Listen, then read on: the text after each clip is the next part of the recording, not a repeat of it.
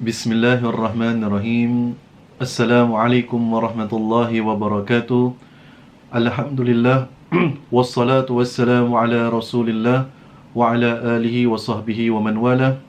Allahumma innaka afun tuhibbul afwa fa'fu anna. Allahumma innaka afun tuhibbul afwa fa'fu anna.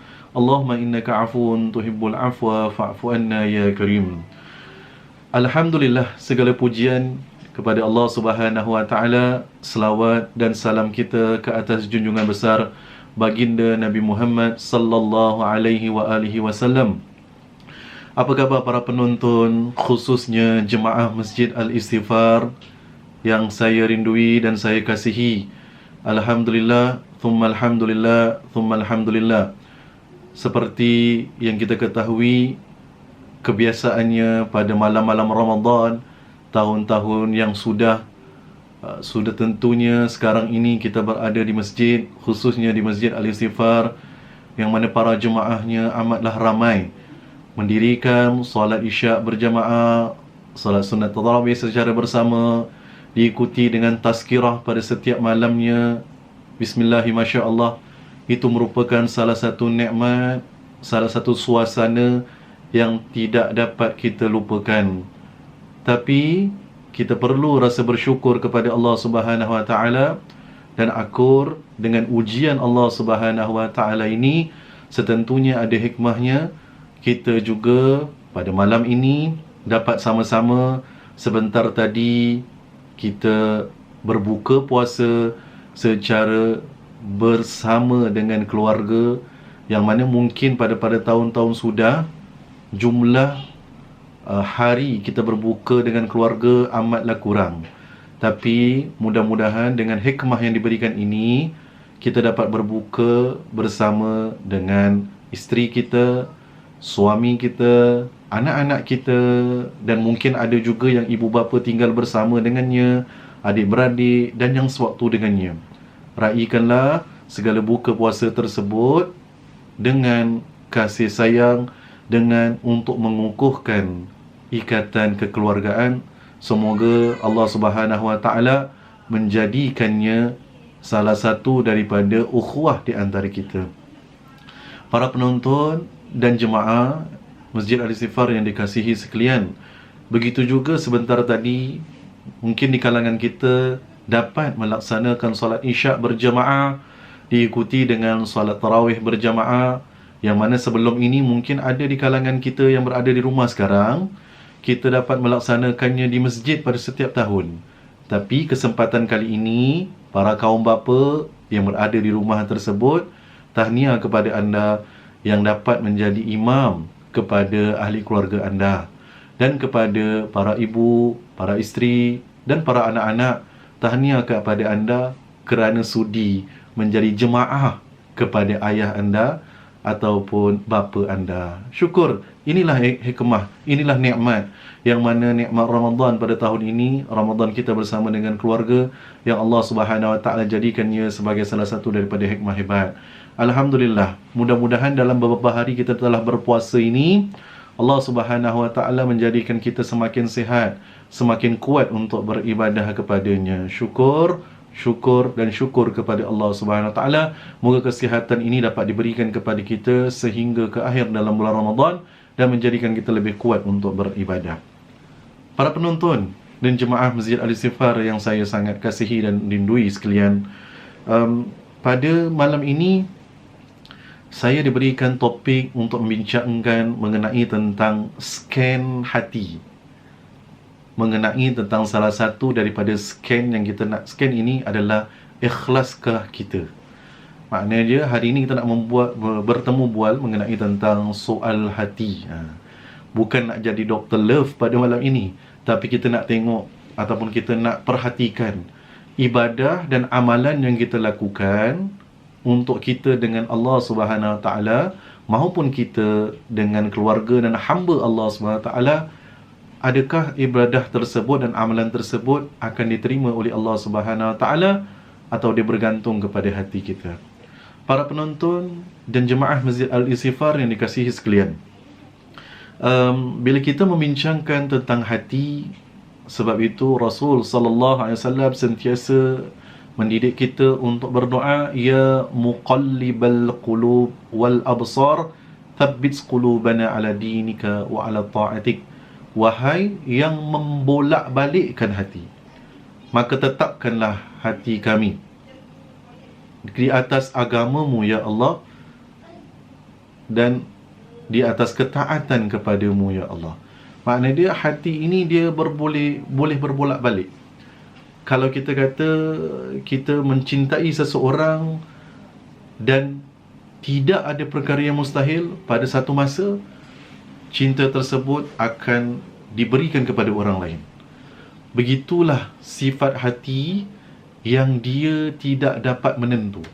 Tetapi yang hebat adalah orang yang dapat mengkonsistenkan, mengistiqamahkan hatinya.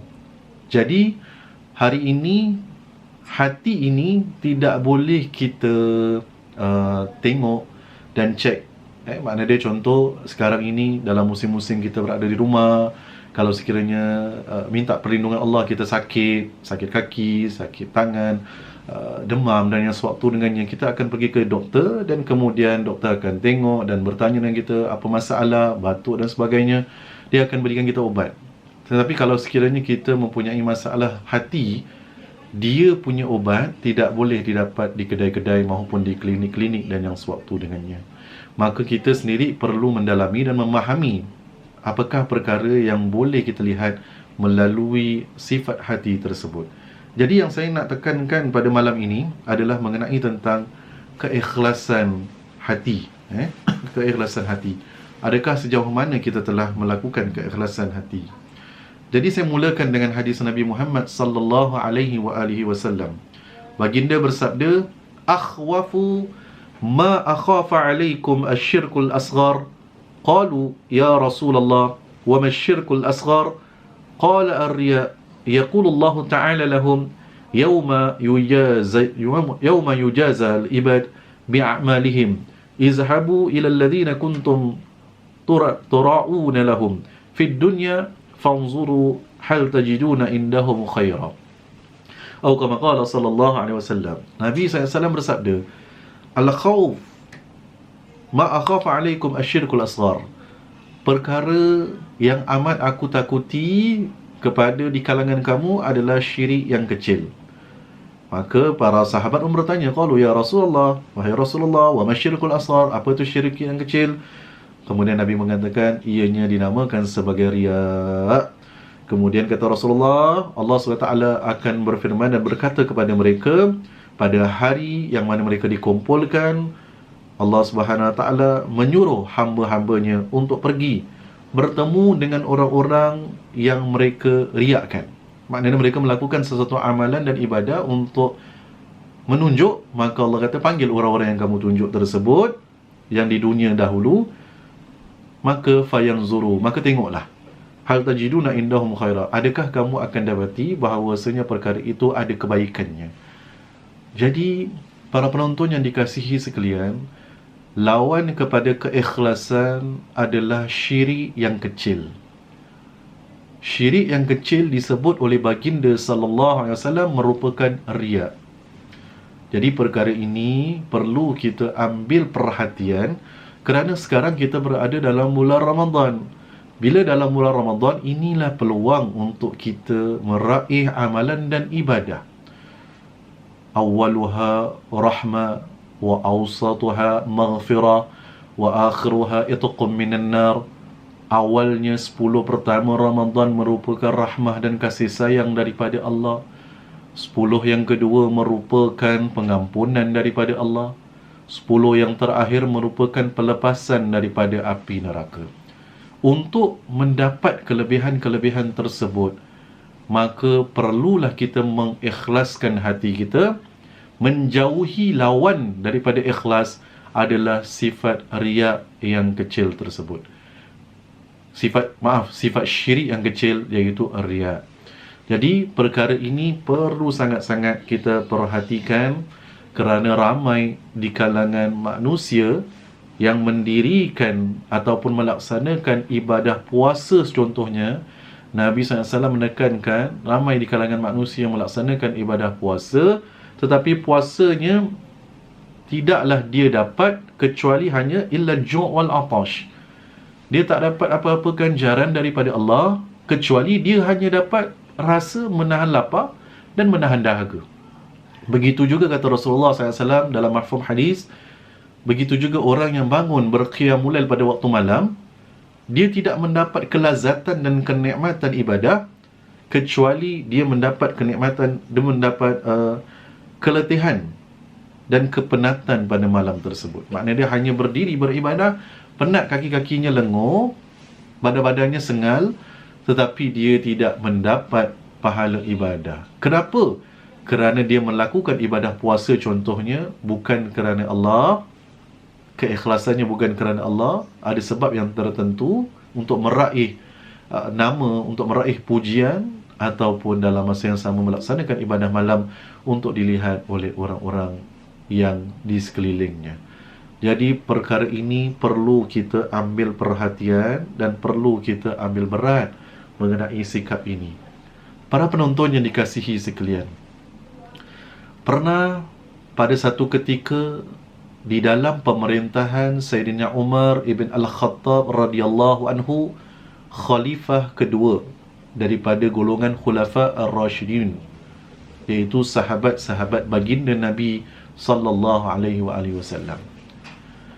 Ketika itu para penonton, Sayyidina Umar pada waktu malam, yang mana di ketika itu di kalangan orang-orang sudah tidur, lena, nyenyak dah, Sayyidina Umar keluar secara senyap-senyap menuju ke sebuah rumah, yang mana rumah tersebut tidak diketahui oleh para sahabat. Perbuatan tersebut berkali-kali dilakukan sehingga ianya dilihat oleh Sayyidina Talha ibn Ubaidillah, seorang lagi sahabat yang terlihat Khalifah Umar keluar pada waktu malam senyap-senyap pergi ke sebuah rumah. Jadi Sayyidina Talha mengikut secara senyap-senyap ke mana Sayyidina Umar pergi ke rumah tersebut dan apa yang ada. Ngendaplah, macam spy gitulah, tengok. Kemudian para penonton yang dikasihi sekalian, selesai Sayyidina Umar keluar daripada rumah tersebut, esok Sayyidina Talha membuat keputusan untuk pergi ke rumah tersebut. Maka bila Sayyidina Talha ibn Ubaidillah pergi ke rumah tersebut, di saat itu beliau melihat rumah tersebut dihuni oleh seorang wanita yang ajuzah, seorang wanita tua, dan wanita tersebut adalah buta matanya. Maknanya dia orang tua dan buta matanya, seorang wanita tua. Jadi kemudian Sayyidina Talha tanya dengan wanita tersebut, "Wahai wanita yang ajuzah, yang sudah tua, apakah semalam ada seorang lelaki datang ke rumah kamu?" Maka wanita tersebut mengatakan, "Ya, lelaki tersebut selalu datang ke rumahku. Aku tak kenal dia sebab aku buta." Jadi Talha bertanya, "Dia buat apa datang rumah?" Macam gitulah mungkin bunyinya. Kemudian wanita tersebut mengatakan, "Orang tersebut yang datang ke rumah aku, dia bertanya tentang makan minumku, keperluanku, dan kemudian dia menguruskan segala keperluan makan minumku harian." Maknanya dia menguruskan benda-benda yang harian. Kemudian Sayyidina Talha pun terkejut dan tersentak. Rupanya Sayyidina Umar ibn Al-Khattab radhiyallahu anhu menjadi pemimpin dan dia melaksanakan amanah dan beramal dengan secara senyap-senyap walaupun untuk rakyatnya, dengan tanpa menyuruh pengawalnya maupun tanpa menyuruh orang lain untuk pergi ke rumah tersebut untuk menguruskan, tapi dia sendiri yang menguruskan kerana ingin menjadikan amal tersebut sebagai satu amalan yang ikhlas kerana Allah Subhanahu wa ta'ala. Subhanallah. Lihat para penonton yang dikasihi sekalian, mudah-mudahan kita dapat mencontohi kisah ini. Bila kita beramal, kita lakukan ikhlas kerana Allah Subhanahu wa ta'ala. Jadi macam mana Ustaz? Kadang-kadang benda ni, zaman sekarang kadang-kadang kita buat kebaikan, ada orang buat kebaikan, kemudian dia tunjuk dan sebagainya. Jadi bagaimana kita nak atasi perkara ini? Sebab itu saya mengatakan tadi pada awal perbincangan tazkirah kita ini, ini adalah soal masalah hati yang berada di dalam. Hanya Allah Subhanahu Wa Taala sahaja yang Maha mengetahui. Kita perlu mengawal dari sudut zahirnya, dan kita tidak boleh menilai seseorang tersebut melakukan amalan kerana riak maupun dia lakukan amalan tidak ikhlas kerana Allah Subhanahu Wa Taala. Sebab sifat ikhlas ini dia berbeza. Kita ambil contohlah tuan-tuan dan para penonton yang dikasihi sekalian. Kadang-kadang suami isteri sahaja, ataupun kita dengan sahabat kita, kita dengan kawan-kawan kita, sama ada kita kenal maupun di tempat kerja dan yang sewaktu dengannya. Bila kita contohlah kita ajak pergi makan, ajak makan. Contoh ni bulan ni pun dah maknanya dah buka puasa kan sekarang. Letaklah kita belikan, okey ni belikan tak ada apa-apa, ini murtabak, ini dendengnya kan. Macam-macam makanan kita berikan. Kemudian dia kata, berapa? Aku nak bayar. Kemudian kita kata, tak payahlah, kita dah macam adik-beradik kan. Ataupun dalam rumah tangga, alah awak kan suami saya, awak kan isteri saya. Tak adalah, saya buat untuk keluarga. Betul ke ni? Betul. Ikhlas kerana Allah. Kadang-kadang kita jawab macam itu. Betul tak? Kita akan katakan benda yang kita lakukan ikhlas kerana Allah. Tapi keikhlasan itu, bila kita lafazkan ikhlas kerana Allah, memang ketika itu memang kita betul-betul rasa ikhlas. Tapi sampai satu masa, bila berlaku pergeseran pendapat, pergeseran hati, pergeseran pandangan yang berbeza, mulalah kita menyebut dan kita mengeluarkan pula kata orang tu, contoh orang kata, kau dengan dia baik. Tak adalah, sudahlah, buat apa dengan dia. Dulu aku dengan dia, makan dia pun aku belikan, tak pernah aku minta pun. Tapi lepas tu kira ada yang tahap yang lebih dahsyat lagi. Dia dulu aku dah bagi dia makan, aku dah bagi dia benda-benda dan sebagainya, lepas tu dia hutang dengan aku lagi. Ada yang lebih dahsyat lagi daripada pemberian yang ikhlas, dia tukar menjadi pemberian ikhlas kepada benda itu berhutang. Sebab itu saya bincangkan perkara ini, ia adalah soal masalah hati. Betul tak? Bila berlaku sesuatu, segalanya akan dikeluarkan. Pernah ketika para penonton yang dikasihi sekalian, saya didatangi oleh seorang jemaah, seorang wanita yang telah mendirikan rumah tangganya 33 tahun. Kemudian mengadu tentang masalah suaminya yang mempunyai kata orang tu mempunyai keretakan masalah rumah tangga. Kahwin dah 33 tahun. Tapi bila dia bertemu dengan saya, duduk hampir 1 jam untuk meluahkan segala perasaannya, segala isi hatinya, dan semua yang dikeluarkannya daripada awal pernikahan 30 tahun dulu punya cerita, naik pelamin sampai ke sekarang yang berlaku. Dia keluarkan segala pengorbanan, segala apa yang dibuat dan yang sewaktu dengannya. Daripada awal mungkin kita rasa benda tersebut kita lakukan ikhlas kerana Allah, tiba-tiba kita dah sehingga melafazkan, saya tak halalkan dia Ustaz, apa yang dia gunakan ataupun dia gunakan keuangan saya, duit saya yang makan minum yang pernah saya belikan. Jadi benda itu dah tiba-tiba menjadi sebaliknya. Lihat para penonton yang dikasihi sekalian. Sebab itu keikhlasan ini satu benda yang sangat-sangat berat dan sangat-sangat perlu kita perhatikan dengan lebih dalam lagi. Jadi di sini suka untuk saya kongsikan ciri-ciri untuk seseorang itu melihat keikhlasan kepada Allah Subhanahu Wa Taala yang bakal kita bincangkan. Jadi para penonton yang dikasihi sekalian, antara ciri-ciri ikhlas, sikap ikhlas ini mempunyai beberapa ciri utama. Pertama, menyukai pemberian Allah Subhanahu Wa Taala kepada manusia lain. Jadi kalau kita nak melihat, nak scan diri kita kan, kita ni sejauh mana keikhlasan kita kepada Allah Subhanahu Wa Taala, ataupun hati kita ni bersih, khalis untuk Allah kita punya kehidupan, maka kita suka andai kata Allah Subhanahu Wa Taala memurniakan nikmat kepada orang lain. Contohlah, kita ada jiran, kita ada kenalan, dan kemudian tiba-tiba hidup kita sama level. Standardnya sama, rumah sama, contoh rumah 4 bilik sama, kemudian anak-anak pun sama-sama membesar. Tapi tiba-tiba jiran kita, kenalan kita ini, anaknya lebih baik daripada kita. Anaknya lebih berjaya daripada kita. Anaknya mungkin dah mendirikan rumah tangga, anak kita belum. Anaknya mungkin dah ada zuriat, dan dia dah digelar mempunyai datuk nenek, maknanya dah jadi datuk nenek, ada cucu. Yang ini belum.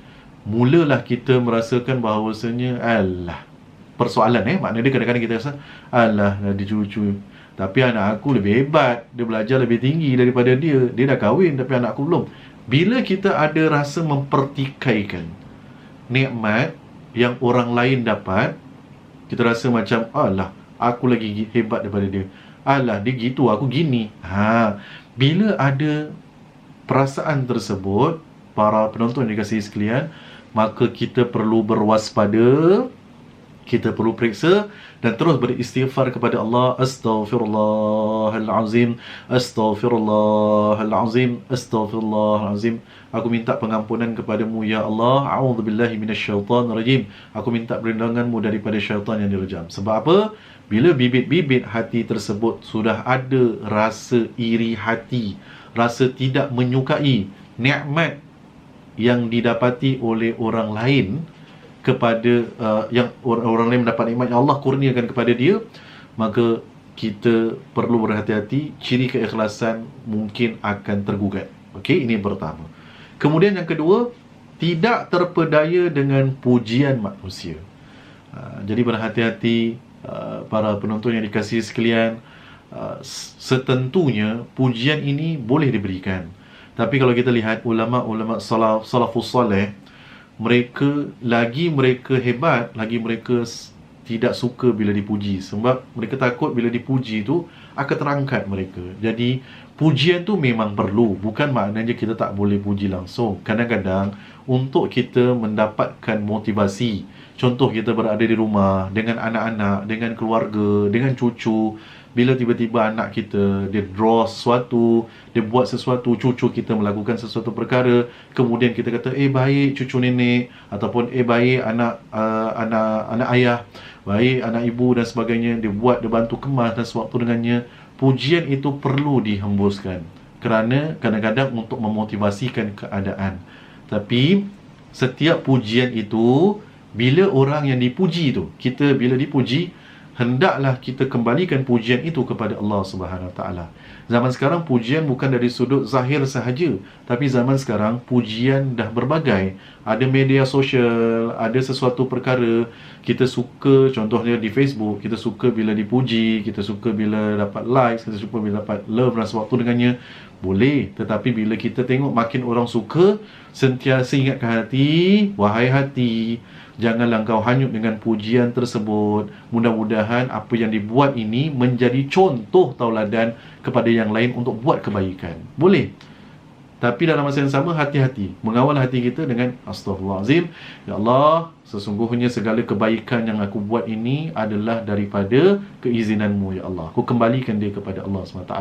Jadi kita perlu berbicara dengan hati kita untuk tidak terpedaya dengan pujian yang diberikan oleh manusia. Sebab kita mendambakan pujian daripada Allah Subhanahu Wa Taala. Kemudian antara ciri ketiga untuk kita mencapai kepada keikhlasan ataupun mempunyai sikap ikhlas ini, lebih banyak menyalahkan diri sendiri dan menilai kekurangan diri. Yang seterusnya, biar kita muhasabah, biar kita melihat kepada kekurangan diri kita daripada kita menyalahkan orang lain. Contoh sekarang kita berada di rumah, kan, suami dengan isteri tinggal bersama, kemudian ada anak-anak, kemudian setiap daripada kita, suami mempunyai kelebihan-kelebihan yang tersendiri, dia ada strength sendiri. Tapi dalam masa yang sama, dia juga ada weakness sendiri. Isteri ada strength sendiri, dia juga ada weakness tersendiri. Anak-anak kepada ibu ayah, kita juga sebagai anak-anak, kita ada kekuatan, kita juga ada kekurangan. Jadi dalam masa yang sama, tidak ada manusia yang sempurna. Okey, tidak ada manusia yang sempurna kecuali Nabi Muhammad sallallahu alaihi wasallam. ialah adalah utusan Allah SWT yang Allah SWT jadikan dia syama'il, syumul, kehebatan, hebatnya Nabi SAW sehingga dia adalah maksum, Nabi Muhammad SAW. Jadi kat sini, bila kita buat sesuatu perkara, bila kita tak suka sesuatu perkara, maka sebelum kita menyalahkan orang lain, kita bermuhasabah.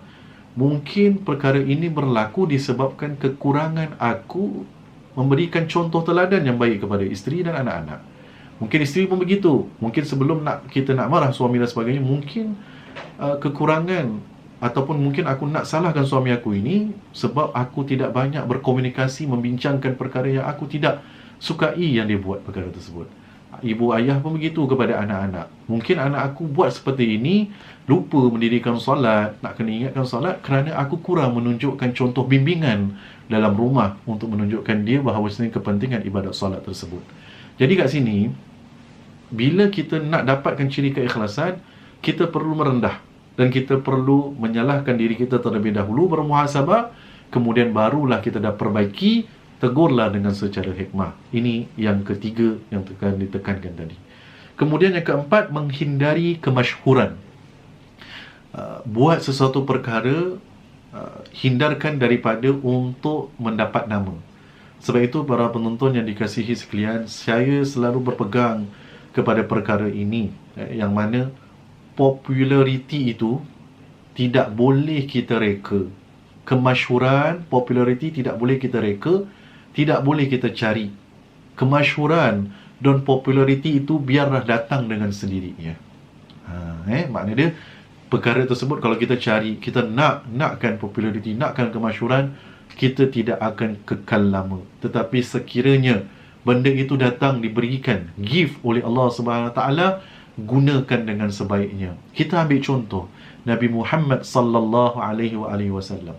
Baginda popular dan masyhur bukan disebabkan kerana kekayaan dia, bukan disebabkan kerana kehebatan dia, bukan disebabkan kerana kekuatan dia, tetapi kemasyhuran baginda dan populariti baginda Nabi Muhammad SAW yang pertama disebabkan kerana akhlak baginda Nabi Muhammad sallallahu alaihi wasallam. Innama bu'ithtu liutammima makarimal akhlak. Sesungguhnya aku dibangkitkan untuk memperbaiki akhlak manusia. Itulah kata Rasulullah. Daripada akhlak Nabi SAW, Nabi tunjukkan. Kemudian sebab kalau kita tengok pengutusan Rasulullah, yang pertama adalah Nabi membawa akhlak yang terbaik. Barulah kemudian setelah beberapa tahun, barulah datangnya syariat, undang-undang yang sewaktu dengannya. Jadi, tunjukkanlah akhlak yang baik dengan kita membawa hati yang ikhlas kepada Allah SWT. Jangan kita buat sesuatu perkara untuk mencari kemasyhuran, biarlah kemasyhuran itu datang dengan sendirinya. Dan kemudian, yang kelima, berusaha menyembunyikan amal kebajikan. Maknanya kalau kita mampu, kita cuba lakukan amal kebajikan secara sembunyi-sembunyi. Contoh, kita sekarang ada link untuk kita bersedekah seperti di Masjid Al-Istighfar ini. Kita boleh pay now, UEN dan yang sewaktu dengannya. Maka bersedekahlah. Kalau kita nak letak nama, dibolehkan, tak letak nama pun dibolehkan. Jangan pula ada yang letak nama, kemudian ada yang kata macam, oh itu riak lah, itu sombong lah. Mungkin dia letak nama sebab dia nak memastikan bahawasanya derma yang telah diberikan tu sampai. Supaya contoh pihak masjid boleh cek, sampai tak saya derma dan sebagainya. Supaya hatinya lebih tenang. Ada juga orang yang dia memberi derma, dia tak kisah. Aku dah bagi dah lah, itu antara aku dengan Allah SWT. So pemikiran manusia berbeza-beza. Jadi kalau kita lihat bahawasanya yang terakhir ini, kalau kita mampu menyembunyikan segala amal, sembunyikan. Tapi kita kena ingat, para penonton yang dikasihi sekalian, ada kalanya amalan dan kebajikan itu kita cuba sembunyikan, tapi Allah yang ingin bongkarkan. Kenapa Allah nak ingin bongkarkan? Kerana sama ada Allah nak mengangkat darjat seseorang, maupun Allah nak menjadikan perkara itu sebagai perkara yang dicontohi oleh orang lain. Ingatlah pesan Allah SWT dalam Quran, wa amma bi ni'mati rabbika fahaddis. Dan maka apabila kamu mendapat nikmat, hendaklah kamu ceritakan. Ceritakan tu bukan cerita dengan, oh aku dapat benda ni sebab akulah hebat, sebab aku dapat. Tapi ceritakan perkara tersebut adalah dengan menceritakan syukur kepadamu ya Allah, aku dikurniakan nikmat, dapat zuriat contohnya, digandakan rezeki, dapat pekerjaan yang baik. Semua benda yang kita dapat ni, kita kembalikan kesyukuran kepada Allah Subhanahu Wa Taala, supaya orang mencontohi, supaya orang pun sama-sama turut bersyukur dengan apa yang kita dapat dan kita raikan. Jadi para penonton Masjid Al-Istighfar yang dirahmati Allah, cukuplah sampai di sini saja. Saya yakin ada di kalangan kita yang nak teruskan membaca Al-Quran, nak teruskan beribadah, nak teruskan buat amalan. Teruskanlah buat amal kebajikan di rumah, memperbanyakkanlah ibadat salat, memperbanyakkanlah ibadah membaca Al-Quran, berzikir kepada Allah, berselawat kepada Nabi, dan tunjukkanlah akhlak yang sempurnanya. Semoga Allah menerima segala amal kita dalam bulan Ramadan yang penuh dengan kemuliaan ini. Moga puasa kita diterima, zakat kita diterima, dan segala ibadah kita diterima oleh Allah Subhanahu Wa Taala. Aqulu qawli hadha wa astaghfirullah li wa lakum. Wassalamu alaikum warahmatullahi wabarakatuh.